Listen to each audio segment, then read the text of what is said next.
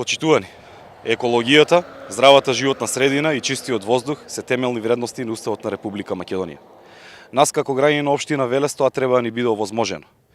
Вчера и денес сме сведоци на оваа нова еколошка катастрофа. После 30-ниската борба со топилницата, конечно успеавме да ја затвориме.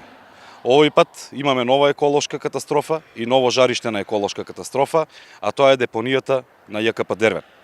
Депонијата на ЈКП Дервен е запалена во последните 2 дена, а со тоа се имаат ослободено огромно количество на токсини и фурани, кои што имаат канцерогено својство. Сакаме јавно да го прашаме господинот градоначалник дали чувствува барем малку одговорност и дали ќе собере сила да се извини на граѓаните за ова што се случува овие денови. Исто така сакаме да ги прашаме управата на јавното комунално претпријатие Дервен, кој ќе поднесе одговорност за сето ова што се случува, дали е лоцирана причината зошто оваа депонија е запалена и дали некогаш ќе се санира.